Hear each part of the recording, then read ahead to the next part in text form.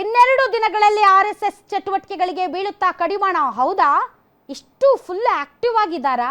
ರಸ್ತೆ ಸರಿ ಇಲ್ಲ, ರಸ್ತೆಯಲ್ಲಿ ಓಡಾಡ್ತಾ ಇದ್ರೆ ಗಬ್ಬು ವಾಸನೆ, ಕಸ ಒಂದು ಕಡೆ, ಇನ್ನೊಂದು ಕಡೆ ನೊರ್ಜ್ಗಳು, ಮತ್ತೊಂದು ಕಡೆ ಫುಲ್ಲು ಕೆಸರು. ಹೊರಗಡೆಯಿಂದ ಯಾರಾದರೂ ಫಾರಿನ್ ಕ್ಲೈಂಟ್ಸ್ ಬಂದರೆ ಏನ್ರಿ ನಿಮ್ಮ ಬೆಂಗಳೂರು ಹಿಂಗಿದೆ ಅಂತ ಮೂಗು ಮುರಿತಿದ್ದಾರೆ ಅಂತ ಹೇಳಿದರೆ, ಹೇ ಇದೇನಪ್ಪ ಹಿಂಗೆ ಹೇಳ್ತೀರಾ ನಮ್ಮ ಬ್ರ್ಯಾಂಡ್ ಬೆಂಗಳೂರು ಬಗ್ಗೆ ಅಂತ ಅನ್ನೋರು RSS ವಿಚಾರದಲ್ಲಿ ಇಷ್ಟು ಬೇಗ ತೀರ್ಮಾನ ತೆಗೆದುಕೊಳ್ಳೋದಕ್ಕೆ ರೆಡಿ ಆಗಿದ್ದೀರಿ ಅಂತ ಶಬಾಷ್. ಇನ್ನೆರಡು ದಿನಗಳಲ್ಲಿ RSS ಚಟುವಟಿಕೆಗಳಿಗೆ ಕಡಿವಾಣ ಬೀಳುತ್ತಂತೆ. ಸಂಪುಟ ಸಭೆಯಲ್ಲಿ ಖಡಕ್ ನಿರ್ಧಾರ ತೆಗೆದುಕೊಳ್ಳೋದಕ್ಕೆ ಸರ್ಕಾರ ರೆಡಿ ಆಗಿದೆಯಂತೆ.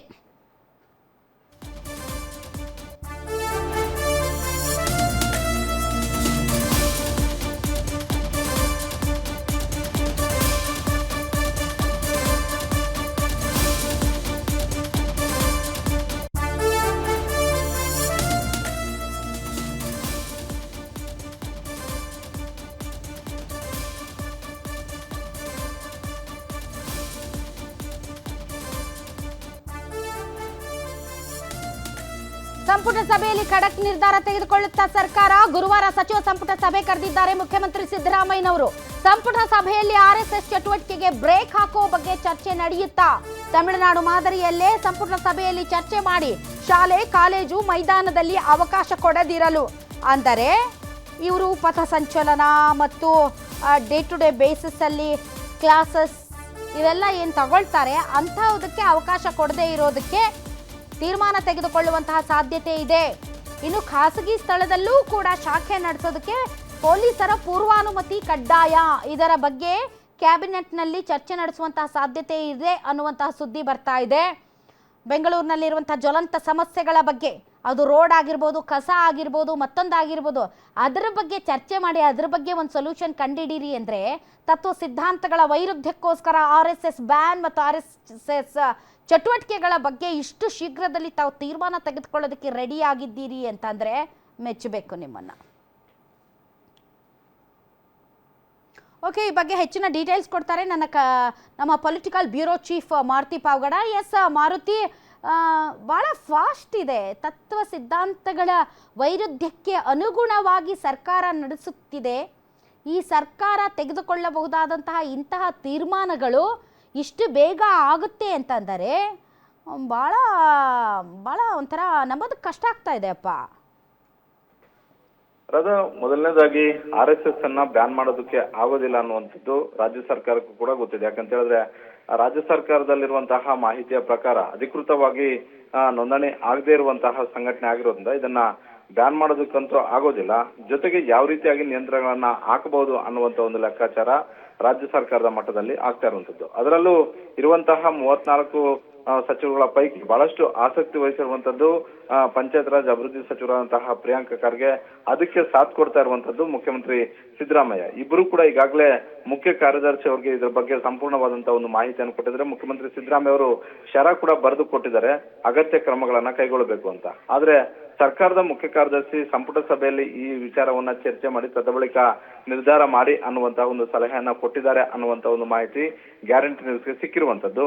ಹೀಗಾಗಿ ಗುರುವಾರ ಸಚಿವ ಸಂಪುಟ ಸಭೆಯಲ್ಲಿ ಇದರ ಸಾಧಕ ಬಾಧಕಗಳ ಬಗ್ಗೆ ಚರ್ಚೆ ಮಾಡುವಂತ ಒಂದು ಸಾಧ್ಯತೆ ಇದೆ. ಒಂದು ಕಡೆ ಸಿದ್ದರಾಮಯ್ಯ ಮತ್ತೆ ಪ್ರಿಯಾಂಕ ಖರ್ಗೆ ಅವ್ರದ್ದು ಒಂದು ವಾದ ಆದ್ರೆ, ಮತ್ತೊಂದು ಕಡೆ DK ಶಿವಕುಮಾರ್ ಸೇರಿದಂತೆ ಹಲವು ನಾಯಕರುಗಳು ಹೇಳ್ತಾ ಇರುವಂತದ್ದು ಇದನ್ನ ಹೆಚ್ಚು ಕ್ರಮಗಳನ್ನ ಕೈಗೊಂಡಿದ್ದೆ ಆದ್ರೆ ನಮಗೆ ಡ್ಯಾಮೇಜ್ ಆಗುತ್ತೆ ಅಂತ. ಆದ್ರೆ ಸಿದ್ದರಾಮಯ್ಯ ಮತ್ತೆ ಪ್ರಿಯಾಂಕ ಖರ್ಗೆ ಅವರ ಮನಸ್ಸಲ್ಲಿರುವಂತದ್ದು ಏನಂತ ಹೇಳಿದ್ರೆ, ತಮಿಳುನಾಡಲ್ಲಿ ಯಾವ ರೀತಿಯಾದಂತಹ ಒಂದು ಕಠಿಣ ಕ್ರಮಗಳನ್ನ ಕೈಗೊಂಡಿದ್ದಾರೋ ಅದೇ ರೀತಿಯಾದಂತಹ ಒಂದು ಕಠಿಣ ಕ್ರಮಗಳನ್ನ ರಾಜ್ಯದಲ್ಲೂ ಕೂಡ ತೆಗೆದುಕೊಳ್ಬೇಕು ಅಂತ. ಅಂದ್ರೆ 1990ರ ದಶಕದಲ್ಲಿ, ಅದಾದ ಬಳಿಕ 2000ರ ದಶಕದಲ್ಲಿ ತಮಿಳುನಾಡಲ್ಲಿ ಪ್ರತ್ಯೇಕವಾದಂತಹ 2 ಆದೇಶಗಳನ್ನು ಹೊರಡಿಸಿದ್ದಾರೆ.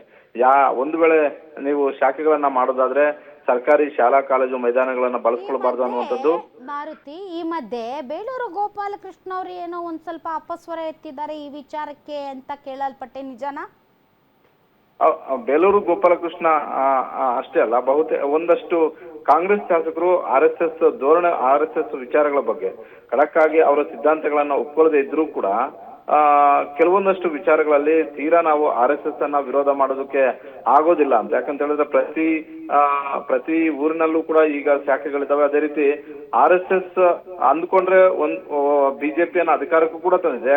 ಅದೇ ರೀತಿ ಬಿಜೆಪಿ ಅವರು ಈ ಹಿಂದೆ 2018ರ ಸರ್ಕಾರವನ್ನ ಮಾಡಿದಂತ ಒಂದು ಸಂದರ್ಭದಲ್ಲಿ ಮಾಡಿದಂತಹ ಎಡವಟ್ಟುಗಳು, ಅದಾದ ಬಳಿಕ 2018ರಲ್ಲಿ ಮಾಡಿದಂತಹ ಎಡವಟ್ಟುಗಳಿಂದಾಗಿ RSS ನ ಕೆಲ ನಾಯಕರು ಹೇಳ್ತಿದ್ರು ಬಿಜೆಪಿ ಅವರು ಸರಿಯಾಗಿ ಅಧಿಕಾರವನ್ನ ಮಾಡ್ತಿಲ್ಲ ಅಂತ.